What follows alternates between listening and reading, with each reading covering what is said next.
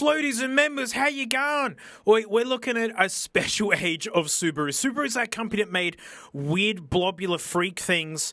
And then, like, in the 90s and thousands, they made the coolest tuner rally sports cars ever. And then they made weird stuff again. Get, like, the mid-thousands Subaru Tribeca up. Water Moose. That's, yeah. But this is, like, the early days. This is 1983 Subaru Turbo Traction Wagon. If that doesn't set up their rally heritage and what angle they were going for. But let's check this thing out. I mean, and this is in America too, when things were just getting ginormous. So yeah, it'd be interesting.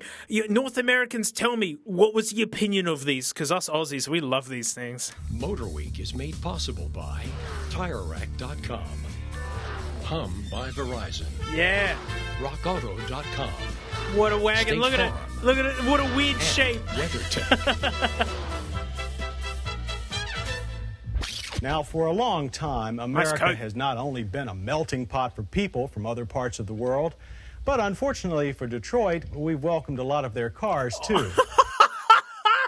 What a burn! This is what, like, early 80s Japanese cars were to Americans. Like, oh, gosh. Look at these off-road wheels, right? They're the special ones. You pay good money for those, hey? But in 1970, when Japan's Subaru began importing the forerunner of this little subcompact wagon, some wags felt our national generosity was more like pity.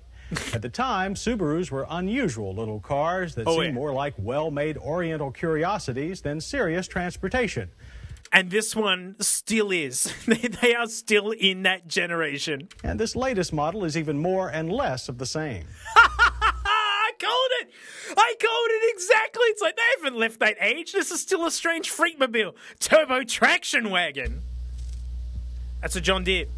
What does this giant farm combine have in common with why are you this so quiet? 1984 Subaru Turbo Traction station wagon? This audio's crap. Well, they're both designed for necessary duties, have the latest in technology mixed with well-known reliability. And as for looks, well, some might say their beauty is mostly in the eyes of their owners. That's it's fugly, but it's the right kind of fugly, especially with like this like cool looking jazzy snazzy lines put on this thing and like the black bumpers and whatnot. I can see the Uggo, but I also really like the shape. But I remember calling these Uggo back in the day. All jokes aside, we have to add that though Subaru's top-of-the-line four-wheel drive GL10 certainly isn't the most stylish car around, at least So I like how it kind of looks old, even as a brand new car. Anyway. its purposeful looks fits its all-weather, all-road driving mission to a double T. The turbo traction wagon rolls with a slightly nose-down attitude, hiding a high ground clearance of over 8 inches. That's more than some pure off-road vehicles. Mud, ruts, and minor debris are dispatched with ease. Huge log they just ran over. Anyway. And without a bone-jarring ride. It looks cushy. Surprising smoothness under the hood, too, with state-of-the-art turbocharged fuel injection being added. So I know it's space and convenience, and Citroens do it too, but putting the spare wheel under the engine bay just does my head in. Look at its intake here. It looks like it's got a cutout for the spare wheel. They knew it was going to be like this. And flat fours, they sound cool, but they're awful to work on. They're just nightmares. I hope you like valve covers because you're going to be doing billions of them. And the sides, because the pistons are out on the outer edges. Could we get a boxer motor, like a GIF of a boxer motor running? Thanks, Del Caddy. But it's neat and it sounds cool, but maintenance is not easy. To the archaic 1.8-liter flat four-cylinder, it's been a Subaru trademark. Yep. The result is 95 horsepower, 30% greater than without the turbo. Ooh, oh, that's right. 90-something horsepower with a turbo. That's after turbo. Its maximum boost at only 1,800 RPM for excellent low-end pulling power. Another familiar feature, the underhood spare tire. I hate it. It's easy to reach, but can be a bit awkward to remove. Look at the tininess Though of you it. can't see it too well here, the small turbo does lie under the tire tray. The traction part of our GL10's description Oh, look at the length on that. That's what you want. Extra long shifter. Yes, pertains please. to Subaru's anytime, on-demand, four-wheel drive system combined with an effortless 3-speed automatic transaxle. Hey, it's funny. Automatics would have an overdrive button here. It's got a 4-wheel drive button. I mean, if it's all automatic and it just works, that's pretty high tech for 83. But I kind of like the look of extra dingle sticks to play with for four-wheel drive. Maximum grip is accomplished at the push of a single button. And since you can't feel the rear differential engage, tiny lighted wheels on this diagram That'd do act it. as confirmation. Footer. Sorry. But some things in our Subaru haven't changed. Seats are still flat with only adequate support. Wow, look at this. And always like, is that digital? Is that digital? And I think I can hear the door open chime. It sounds like someone playing a xylophone going, bing, bing. And the overall front environment is too cozy for anyone over 5 feet 6 inches tall. Oh. Legroom is the main problem here. Long I knew Americans would hate that. This is what Nuggin's all about. So much intrusion from the front wheel that your pedal space is tiny. journeys with bent legs can aggravate more than one long-forgotten football injury.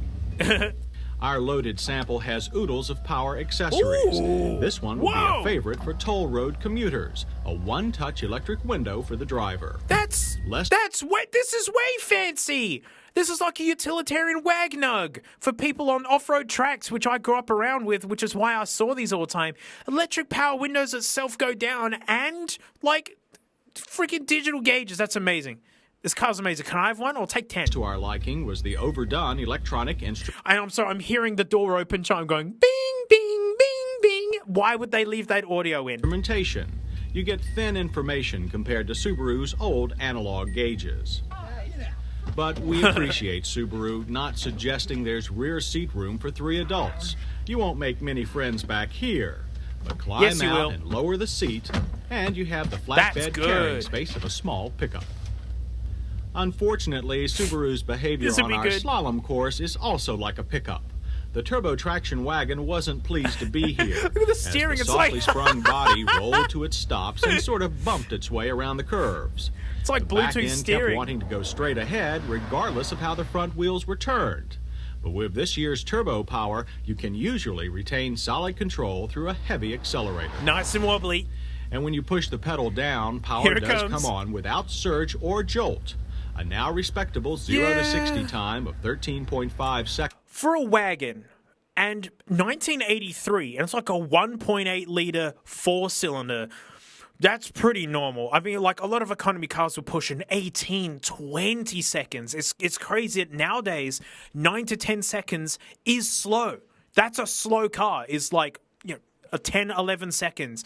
Back in these days, that was fast. Is a full 10% faster than the non-boosted wagon we tested some 2 years ago.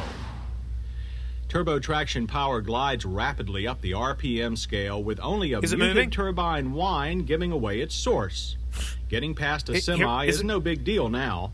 A fine 40 to 55 Yeah, back when passing overtaking time was of 5.3 hard work. seconds is almost 3 seconds faster than the previous model. But it's something that EVs just smash. That like overtaking at speed already. You just go zoom and go. Back then it was like 5 or 6 seconds. Subaru brakes have also given us an unrefreshing pause in the past with a wildly unstable rear end. It better Again, do it. like a pickup. Well, we're happy to say that this test wagon did much better. While premature locking of the right rear wheel did cause it to drift towards the curb, Well, and that's with a stops from professional 55 driver. were otherwise That's a professional driver, right? Someone with all the shopping in the back and not really paying attention. That probably would have done a pirouette. straight and short with an average of only 117 feet after 6 tries. Standards were different Pedal back then. pressure, however, was very, very high, even with power assist. The GL10's curb-to-curb turning circle is 33 feet, a lot smaller than most other front and four-wheel drive cars. And all is quiet on the open road, too. Subaru's Most cars sound seem to level be about the reading is same. 68 decibels. That's quite low. But then, so was expected mileage. The EPA told us to look for something between its rating of 24 city and 30 highway. However, over our 100-mile test loop, the lower rating of 24 was all we could manage. Yeah. So Nice despite gold mediocre badge. high-speed handling and cramped seating, the addition of smooth turbo power to a simple-to-use four-wheel drive makes the Subaru turbo traction wagon a serious automobile idiosyncrasy. Idiosyncrasy. You're going to use my favorite word? Yeah, I saw a lot of these in Australia, but I lived out in the country where people actually had farm tracks and they didn't want a huge truck thing. They literally just wanted to get kids to school and footy practice and whatnot. And these were clutch, and these ran for so long. But I can see how a lot of Americans just wouldn't bother because, like, you know, F-150s have four-wheel drive. Lots of stuff, big stuff that people are already buying had all-wheel drive already because it was based on truck platforms. So I don't think these would have done very well, personally. I hope I'm wrong. And in today's high-priced world, at under 12 Today's grand, high-priced fully world? loaded, it's almost a bargain. As for all those old Subaru jokes, well, there's no question that our ooh Subaru got the last laugh. I guess so, but now Subaru's just kind of rolled into Toyota and everything's just kind of a Toyota, and that's it. Ah, well, bless you, Subaru. We appreciated you at your weirdest and most fancy rally stages, and we'll tolerate you even into the future. But it's yeah, look, they left the footage of it. That's we get this again. That's excellent. Thanks, Motor Week.